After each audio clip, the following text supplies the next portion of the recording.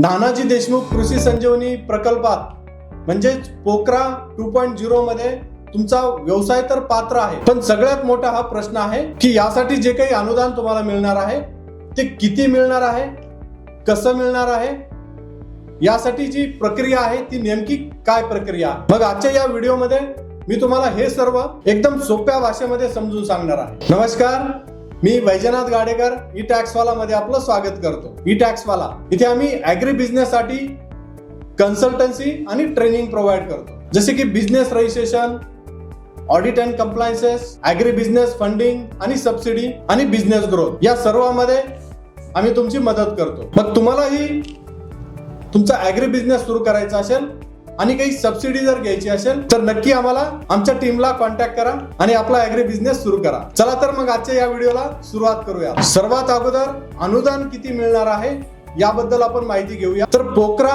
2.0 या प्रकल्पामध्ये तुम्हाला प्रकल्प खर्चाच्या 60% पर्यंत अनुदान मिळणार आहे. म्हणजेच जर तुम्ही 20 लाख रुपयाचा जर एखादा प्रोजेक्ट सुरू करणार असाल तर त्यासाठी तुम्हाला 12 लाख रुपये सबसिडी मिळणार आहे आणि जे बाकीचे 8 लाख रुपये आहेत तर ते तुमचा स्वतःचा ओन फंड असणार आहे. पण हे जे काही सबसिडी तुम्हाला मिळणार आहे ते तुम्हाला सुरुवातीला मिळणार नाही, कारण ती बॅक एंडेड सबसिडी आहे. म्हणजेच आधी तुम्हाला प्रकल्प सुरू करायचा आहे, उभा करायचा आहे आणि मगच अनुदान तुम्हाला मिळणार आहे, ज्याची मॅक्झिमम मर्यादा आहे 60 लाख रुपयापर्यंत. म्हणजे तुम्ही कितीही मोठा प्रोजेक्ट जर सुरू करणार असाल तर तुम्हाला मॅक्झिमम 60 लाख रुपयापर्यंतच सबसिडी इथे मिळणार आहे. आता इथे एक महत्वाची गोष्ट आहे की जर तुमचा प्रोजेक्ट 20 लाख रुपयापर्यंत असेल तर तुम्हाला 60% म्हणजे 12 लाख रुपये सबसिडी मिळेल आणि इथे तुम्हाला कोणताही बँक लोन करण्याची आवश्यकता नाही. पण जर तुमचा प्रोजेक्ट 20 लाख रुपयापेक्षा जास्त असेल, मोठा असेल, तर तुम्हाला बँक लोन करणं कंपल्सरी आहे. साधारणपणे 75% बँक लोन आणि 25% स्वतःचं जे कॅपिटल आहे, निधी आहे, ते तुमच्याकडे असणं आवश्यक आहे. मग जी काही 60% सबसिडी आहे तर ती तुमच्या बँक लोन सोबत कनेक्ट होणार आहे.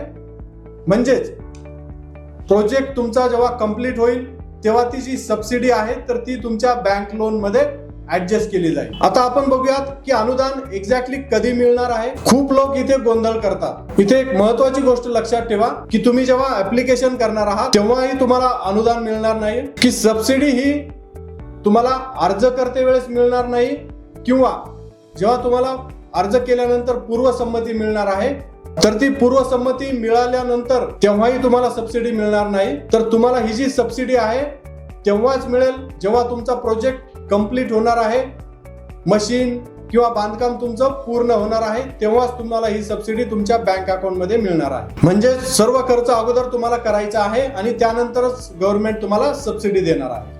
मग ही सबसिडी मिळवण्याची प्रक्रिया एक्झॅक्टली काय आहे त्यामध्ये आपण स्टेप बाय स्टेप माहिती घेऊया. त्यासाठी सर्वात अगोदर तुम्हाला हे चेक करणं आवश्यक आहे की तुमचा जो गट आहे, एफपीसी आहे, आत्मा अंतर्गत शेतकरी गट आहे किंवा महिला बचत गट आहे, तर हे गट अगोदर पात्र आहेत की नाही हे चेक करायचं आहे. आणि त्यानंतर तुम्ही एक्झॅक्टली कोणता ऍग्री बिझनेस सुरू करणार आहे ते तुम्हाला डिसाइड करायचं आहे. आणि मग त्यानंतर तुम्हाला डीपीआर म्हणजे सविस्तर प्रकल्प अहवाल तयार करायचा आहे.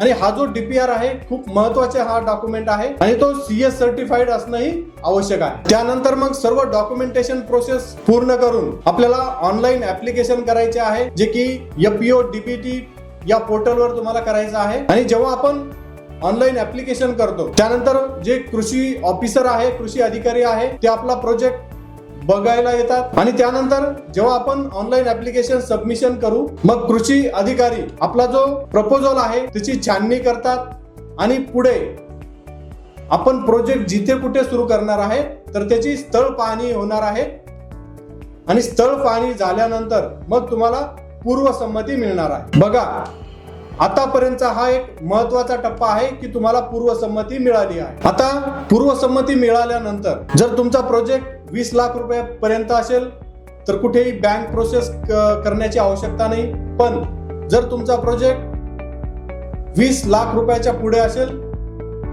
तर पूर्वसंमती मिळाल्यानंतर तुम्हाला बँक लोनची प्रोसेस करायची आहे आणि मगच तुमचा प्रोजेक्ट उभारणी तुम्हाला सुरू करायची आहे. आणि मग प्रकल्प उभारणी पूर्ण झाल्यानंतर पुन्हा तुमची मोका तपासणी होणार आहे आणि मगच तुमचं अनुदान तुम्हाला मिळणार आहे. इथे खूप काही महत्वाच्या आणि लक्षात घेण्यासारख्या गोष्टी आहेत की तुम्हाला पूर्वसंमती जोपर्यंत मिळत नाही तोपर्यंत कुठेही खर्च करायचं नाही, कोणताच प्रोजेक्ट सुरू करायचा नाहीये, कोणतीही गोष्ट परचेस अगोदरच करायची नाहीये. त्यानंतर जे नियमामध्ये बसत नाही म्हणजे नियम बाह्य काही खरेदी करायचं नाहीये. आणि जो काही प्रोजेक्ट आपल्याला सुरू करायचा आहे, अनुदान घ्यायचं आहे, तर तो व्यवसाय अगोदरच सुरू करायचा नाहीये पूर्वसंमती मिळण्याच्या अगोदर. एकदा पूर्वसंमती मिळाली तर त्यानंतर तुम्ही प्रोजेक्ट सुरू करू शकता, खरेदी करू शकता आणि मग जे काही तुमचं खरेदी झालेली आहे, जे काही तुमच्याकडे बिल्स आहेत, तर ते बिल तुम्हाला सबमिशन करून मग तुम्हाला अनुदान मिळणार आहे. म्हणून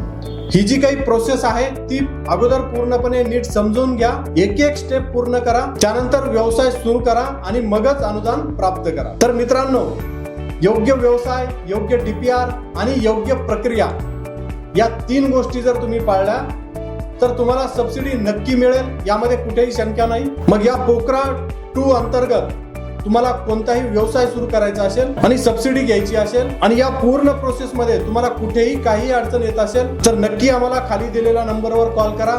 आम्ही तुमची सुरुवातीपासून ते सबसिडी मिळेपर्यंत पूर्णपणे मदत करतो. किंवा आता जर तुमचे काही प्रश्न असतील तर नक्की खाली दिलेल्या कमेंट बॉक्स मध्ये तुम्हाला कमेंट करायची आहे. तर हा व्हिडिओ अशा लोकांसोबत शेअर करा ज्यांना शेतीमध्ये काही ना काही बिझनेस सुरू करायचा आहे पण फंडिंगची अडचण आहे. तर आता गव्हर्नमेंट 60% तुम्हाला सबसिडी देत आहे, म्हणून व्हिडिओ नक्की शेअर करा. पुढच्या व्हिडिओमध्ये आपण बघणार आहोत की पोकरा 2 मध्ये आपण जो काही बिझनेस सुरू करणार आहोत आणि सबसिडी घेणार आहोत तर त्यासाठी जे आवश्यक असलेलं डॉक्युमेंट म्हणजे DPR, हा DPR एक्झॅक्टली कसा बनवायचा आहे, यामध्ये काय काय चुका होऊ शकतात आणि त्या टाळायच्या कशा, याबद्दल आपण सविस्तर माहिती घेणार आहोत. तर त्यामुळे या व्हिडिओसाठी आत्ताच चॅनलला सबस्क्राईब करा म्हणजे तुम्हाला वेळेवर अपडेट्स मिळतील. धन्यवाद.